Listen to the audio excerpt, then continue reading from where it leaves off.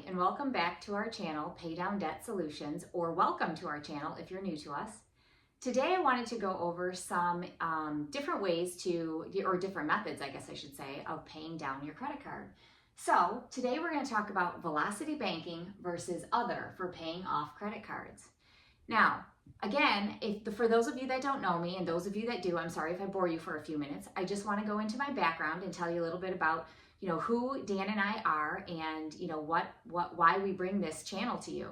So my name is Jen, like I said earlier, and I am an ex-banker and an ex-branch manager. I am also currently a business owner, and I come to you with all the knowledge of banking behind me. And so I can tell you for certain that some of these methods that are used out there, such as velocity banking, are not taught by the banks, which is really unfortunate because I know that many of you are out there feeling payment poor and payment strapped, and that's why you're watching today, because you want to know about other methods for paying off your credit cards, methods that will, pay it off faster, right? Because you're in debt and you're trying to get yourself out of debt. So I want to talk to you a little bit about those methods today, but first I want to talk to you about velocity banking.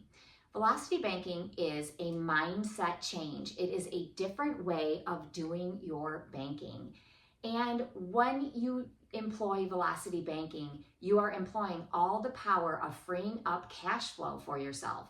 So the difference between making payments and making payments using the velocity banking method is that the cash flow you free up is based on moving your money and where you put your money. So when you use velocity banking, we're using what we call revolving lines of credit.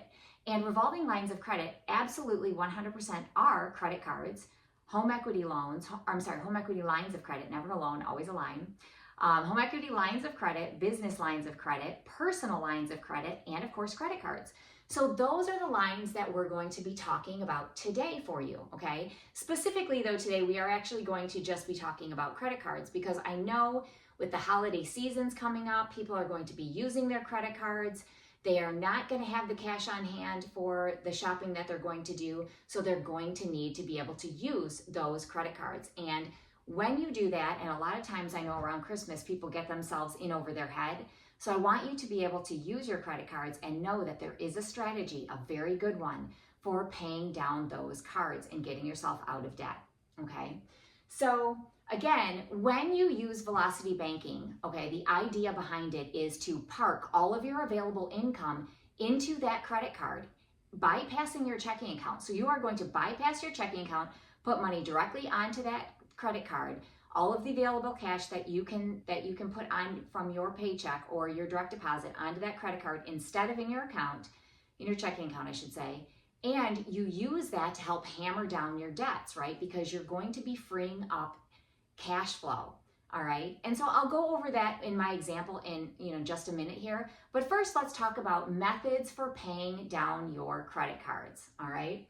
So one of the most popular methods we have out there, so there's three methods we're going to talk about today. One obviously is velocity banking. The other is going to be the Snowball method, followed by the Avalanche method, okay? So again, going over velocity banking, I just told you that is about paycheck parking into your credit card and using, paying for all of your expenses, including your household expenses. Every chargeable expense will be paid out of that credit card because your income is going to go into that card to cover it, okay? So the only thing you can't put on a credit card would be non-chargeable expenses. And some of those charges include your mortgage, your rent, and maybe some other credit cards, okay? And other credit cards can't really be paid by a credit card. However, there are tools you can use, such as Plastique, to help you.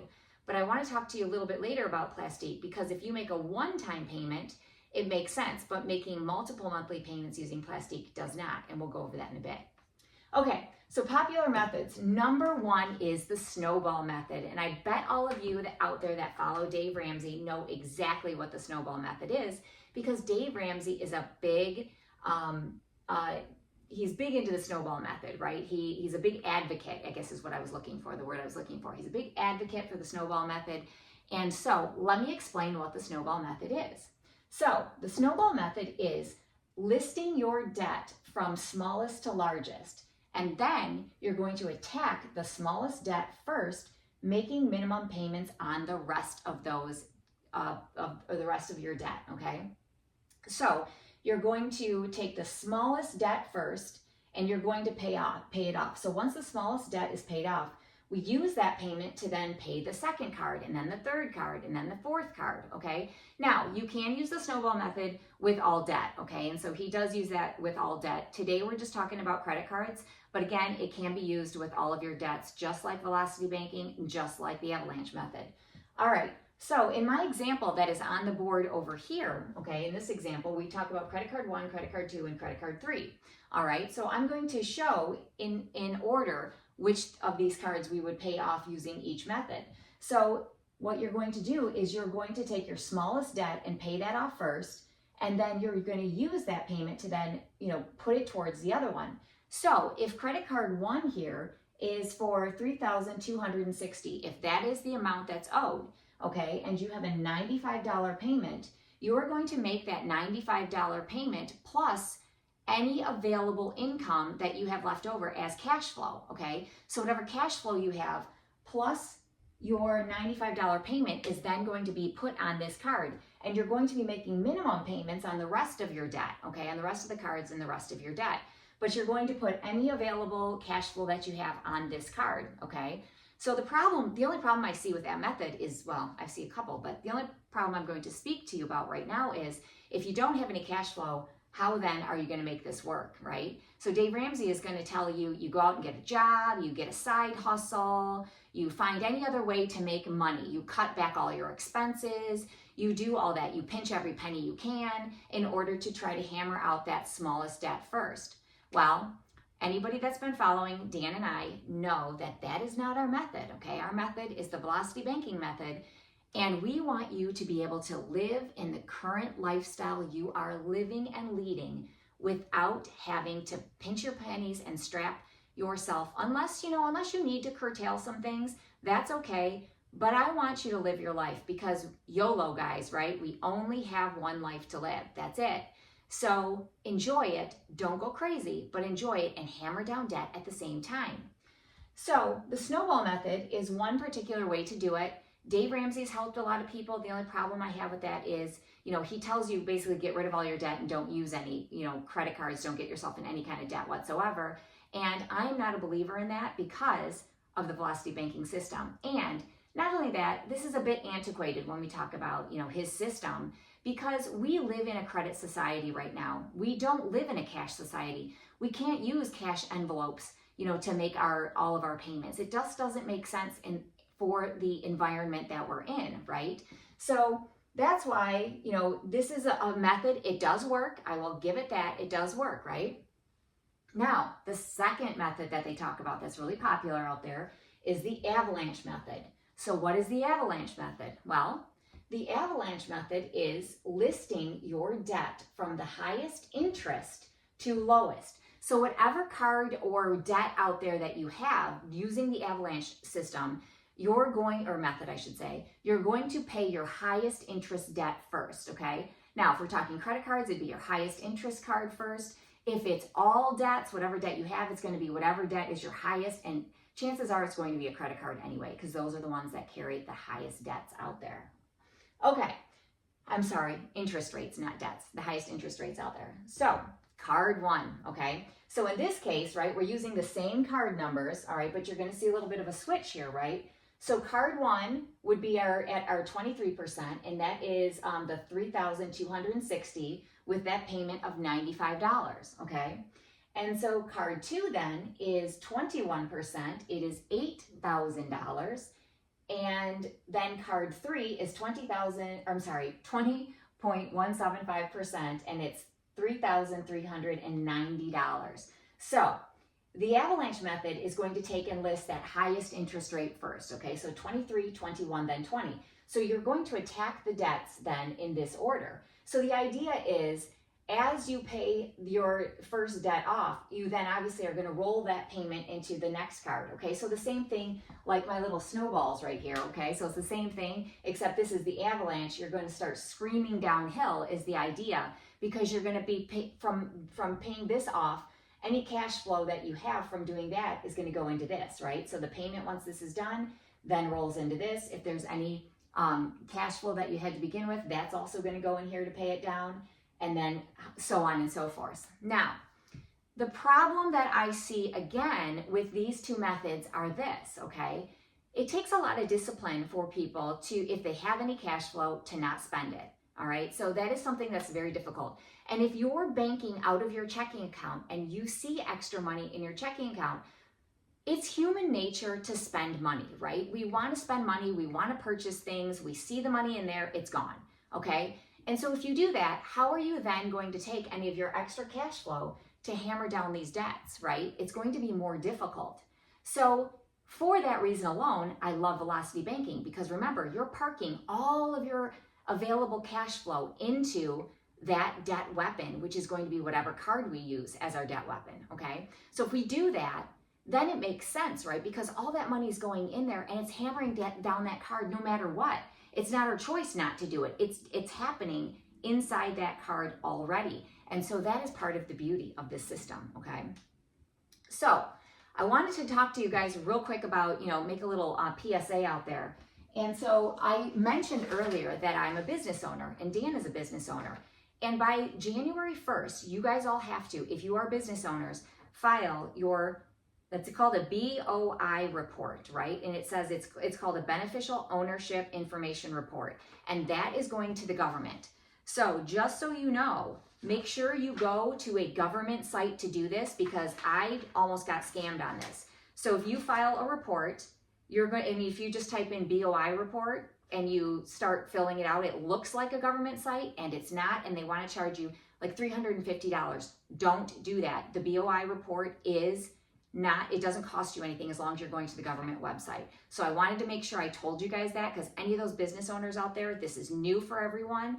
And I want to make sure you know it, and just make sure you file that and get it in, because what they're saying is there's going to be up to a $500 fine for every day that you don't file. So kind of important, and we want to make sure you guys, stay on track and stay on task. All right, so the next method that I want to talk to you about is obviously my favorite, right? Because it's velocity banking. And I want to talk to you about the velocity banking method for paying down your debts. And it's specifically in this example, like I said, credit cards. Now, I've talked to you guys a few times about credit card payments. And if you watched my video the other day that I put out, it's me holding a bunch of credit cards, and it says maxed out credit cards. Okay, I want you to watch that, because that talks about if you have zero cash flow or you're slightly negative, how you can pay credit cards that are maxed out. So that is a perfect video for anybody who has like no cash flow to work with, okay? So if you have no cash flow, I want you to go watch that video, because it's a really important one that you will need to learn from. Now, the other thing I want to mention again, because this has been happening more and more and more, and I'm seeing this. I just had a student of mine talk to me the other day and say how, he paid a couple grand on his credit card and they lowered the limit, okay? So if you guys are making chunk payments on those credit cards, like one chunk payment, you're gonna see your limit drop. If you're at, if your credit score isn't so great and you're kind of maxed out on your cards, you're going to see that happen most often, okay? And the big offenders right now, I know, are Chase, Bank of America has been known to do it. Synchrony Bank, I know, is doing it. So just be very careful. And I want to go over again for you how we make micropayments, because we talk about micropayments a lot, and I want you to fully understand exactly what we mean by that. And it's not complicated. It's not overwhelming. Yeah, there's a little bit of management that you have to do, but that's okay. Sometimes, when you're on top of things and when you take a good look at things and you're owning your personal finances, just like we're teaching you with this mindset change of velocity banking, making micropayments to your card is going to look like this, okay? So in my example that I show here, we know that we need, there's going to be income that we must put on the card in order to pay our expenses out of that card and help hammer down that card. And so the income that we have to put on the card is $2,729. The problem is, if we were to make this payment in one chunk payment, so let's say I get paid, right? Money goes in as a direct deposit, and then I turn around and I put money on my credit card and I put $2,729 on that card. Guess what's going to happen? my limit, boop, is going to drop, okay? They're going to drop my limit and I'm not going to be able to use those funds. And that is stealing as far as I'm concerned. I think that's stealing from us. I think it's terrible. The credit cards can do it and they do it, but there's a way around it. And if you trick the system, right, then, and that's what I'm about to tell you. So there is an algorithm that detects these chunk payments, okay? And so when the chunk payments happen, that's when they automatically go in and lower your card limit. So you guys got to be careful of this. All right, so if we have to put on that card $2,729, okay? And let's say we're working with this card here that's $3,390 is our balance, and it has a $69 payment, okay? So if we're working with that card, in this example, I'm actually going to be using that card as my debt destroyer. What we would have to do is this, okay? So if you're going to pay $546 weekly. So what did I do? I just divided this by 4 because there's 4 weeks, right, in a month. So I divided it by 4 to get 546, and that's what we need to put on this card weekly, okay? And so what you're going to do is you're going to take 182 every other day, and you're going to make a payment. So day 2 of the month, you make a payment. Day 4, you make a payment. Day 6, you make a payment. Day 8, you make a payment. Day 10, you make a payment. Day 12, you make a payment. Day 13, you make a payment. You get it? Okay, so, sorry, no, it's redundant. But if you're making these micro payments, okay, so you're making little bitty payments, you're going to do a couple things for yourself, okay? So one of them is, number one, hopefully you'll be able to trick that algorithm so it won't lower your limit, and this should work. Now, don't quote me on that, but I can tell you that those people that I know doing it, they've been successful so far, all right? But that doesn't mean they won't change the algorithm. They don't seem to have done that so far, so we should be okay.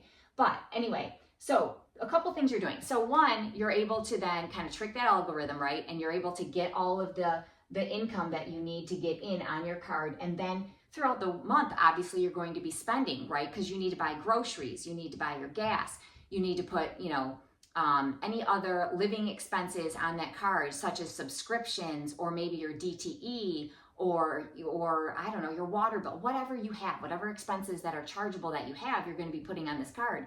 So making those micro payments every other day is what you're going to need to do until we can kind of get through that and start paying down the card sum so that algorithm then isn't triggered, okay?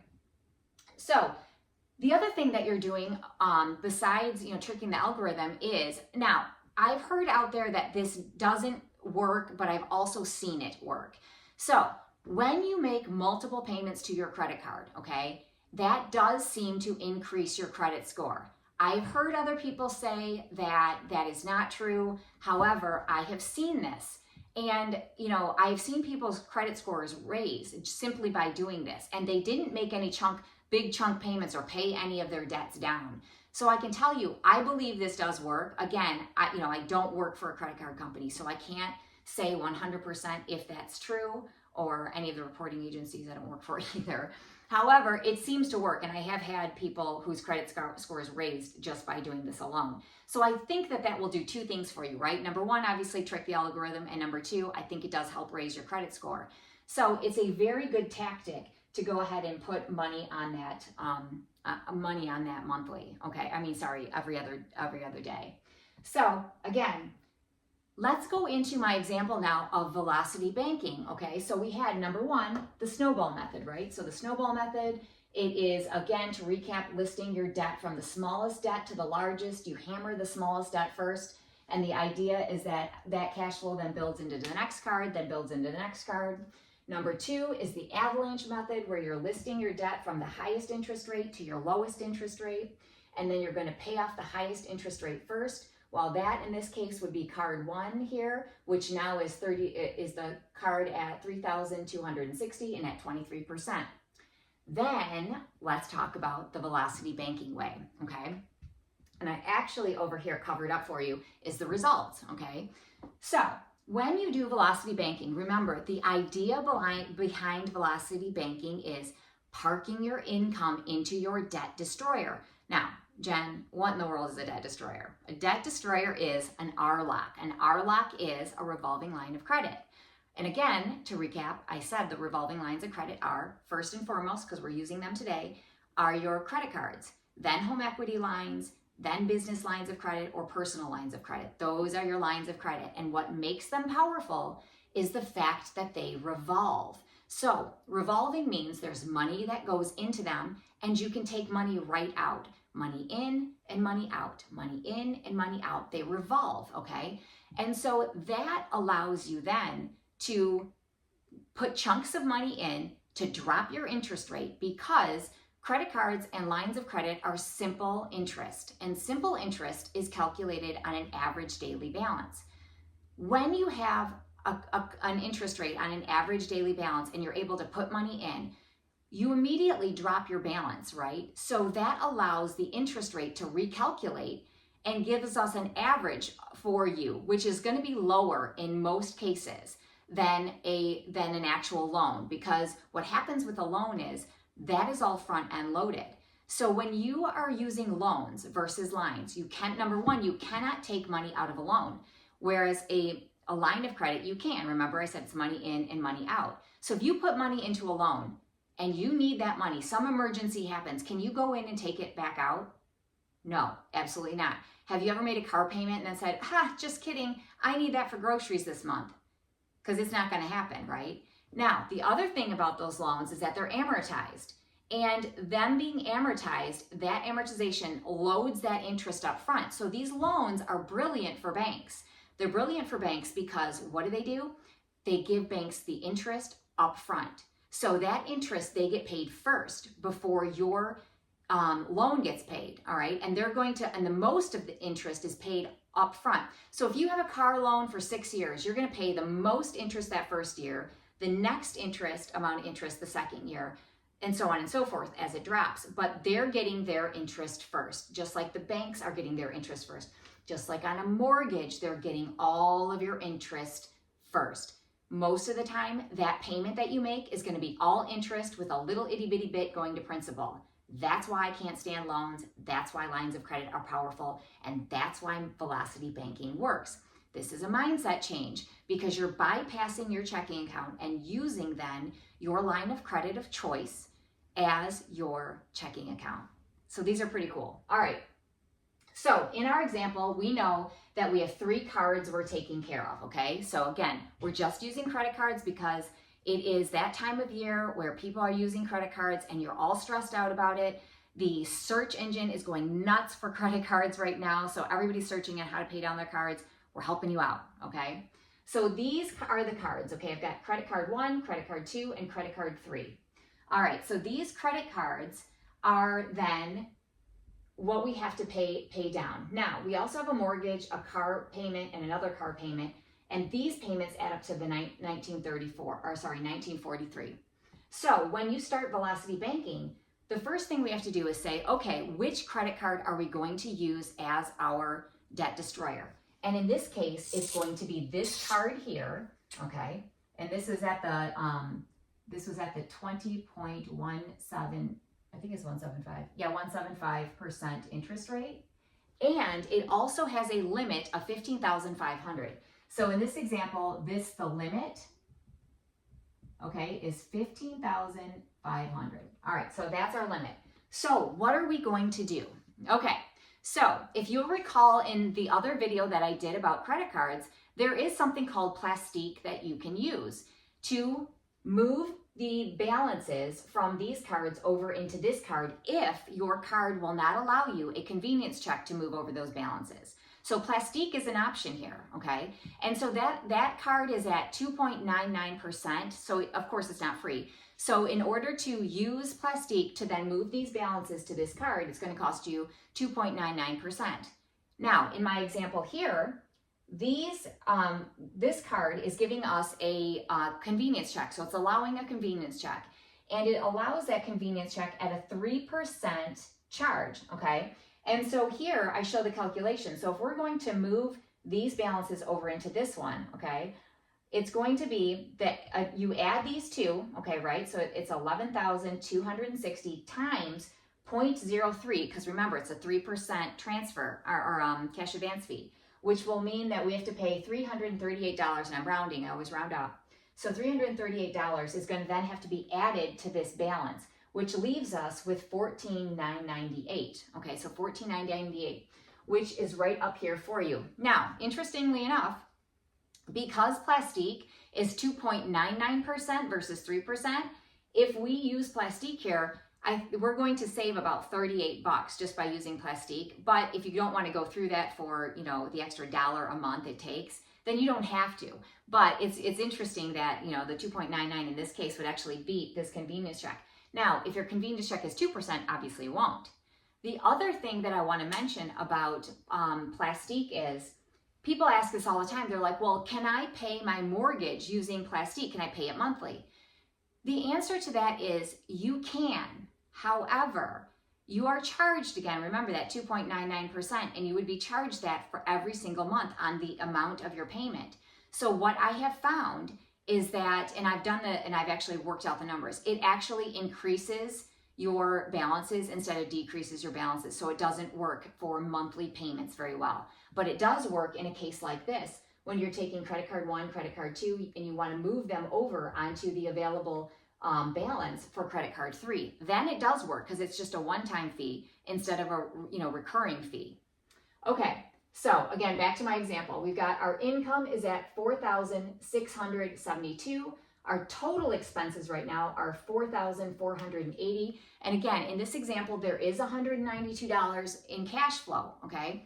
And so using this example, that cash flow, if I were using the snowball method, I would then take the 192 and I would add the 95, okay? And so that is what I would be using to pay that down monthly. And then again, all the 192, the 95 then goes into card 2 the next month, and 164, they're all added together, right? And so that then helps pay down, okay, the card. So that's the idea behind it. Now, again, like I said, if you don't have cash flow though, this is going to be much more difficult, all right? If you don't have cash flow over here, we can still make it happen.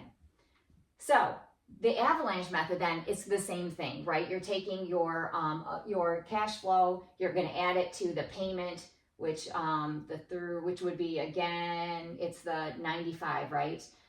So you're going to add that payment, and then so on and so forth, just like this. All right. So back here. So we've got 192 was our cash flow, so that's what we have as cash flow available to us. And we know that we have, what we're going to do is we're going to take which we did over here, right? The 14,998 with our cash advance fee added in. So that's our starting balance, okay? So our starting balance is the 14,998, and then we have to figure out what our available income is, because remember, we're not going to use Plastique in this example to pay our monthly bills through this credit card, because it actually would end up increasing instead of decreasing. So we're not going to do that. We're actually going to hold these out of our checking, our income. So I have to hold out the mortgage, I have to hold out the car 1 and car 2, and I have to hold out these from my income as well, right? Because we know that, let's see, do I hold these out of my income? Let me think about this for a second. Income minus non-chargeable. Yeah, so you have to, so these are all non-chargeable, right? So your income is minus the non-chargeable. So it's $2,729 is what will be then available balance for us to use, right? So available deposit. So we're going to deposit the $2,729, okay? Now, our chargeable expenses are $2,267, okay? So how did I get that? The chargeable expenses are the ones that we're going to be putting on this card, right? And so our non-chargeables are going to then, have to be held out. So what we do is we take our $4,480, which is our total expenses, and we subtract off the $1,943, which is the mortgage, the car, and the car. Okay, so the $1,943 minus the $324, which is what these add up to here. Okay, so $324. So that means $2,267 then is what is left as chargeable expenses to us. So those are chargeable. Okay, So now here's our starting balance, 14,998, minus our available income, which is 27,29. So you take you subtract the income, and then it drops our balance immediately to $12,259. But we also have to add back in then our expenses, right? The chargeable expenses. So we add in the expenses, and those are all the things that you're charging on this card: your gas, your groceries, your utilities, whatever you're using as chargeable expenses, you're charging on that card. And then you have to add the interest, right? You have to add that interest rate. So how do I calculate the interest then for that month? So this is what you do. You take your starting balance, you add your balance after your deposit, and that's the 14 plus the 12. You add those together, then you divide it by 2, okay? You divide it by 2, and that's going to then give you your average. Then you take that number and you multiply it by our interest rate, which is the 20.175. Now, that multiplying factor is going to look like the average, right? The 14, the 12, added together, divided by 2, whatever that number is.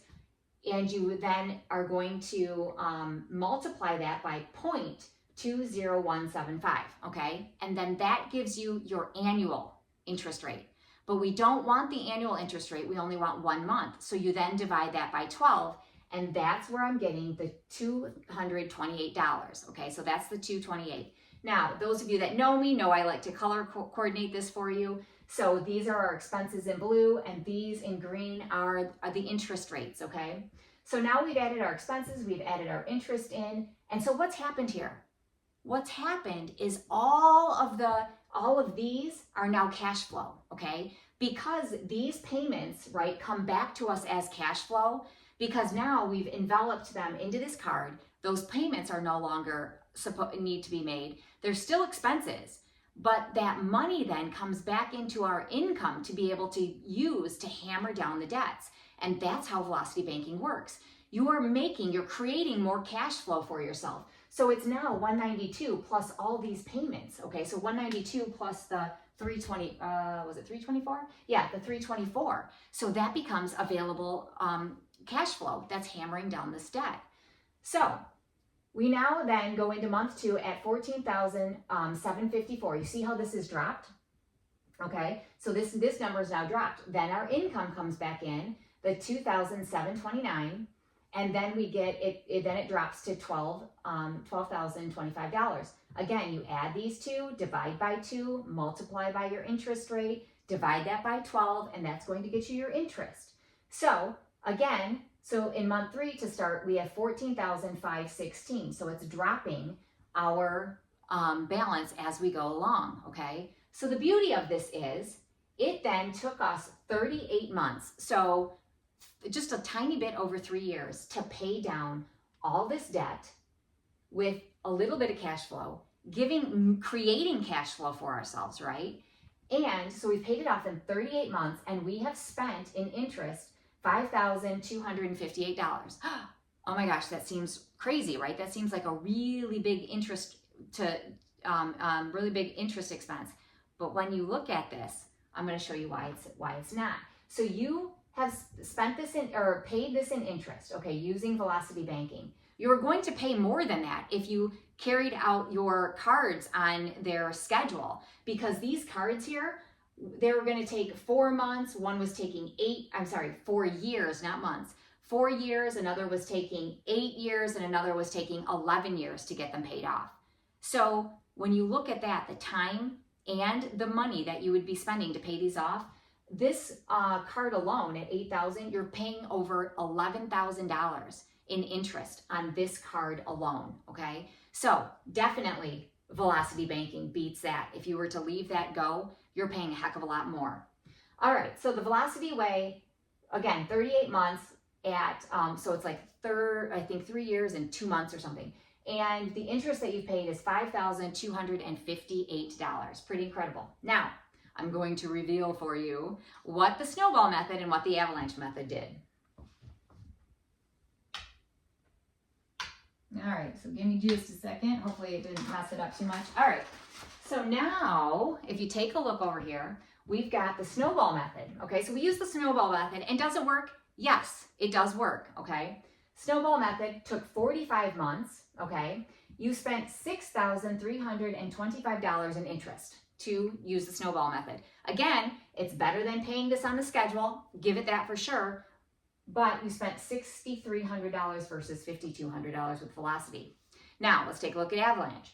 So the Avalanche method, again, that one was 42 months, and it spent, and you paid $6,254 in interest. Now, I would show you those methods, I would have worked them out for you, but they are incredibly complex because you have to take months and years and subtract years off and then add interest. So you guys, I did a lot of legwork on this for you. It is a pain in the rear end to figure those out. So I did do that for you, and you know, maybe some other time in a video I'll actually show you the math on it, but it's really convoluted and it's very difficult to like go through. So, but I did want to show you, do they work? Yes, they work.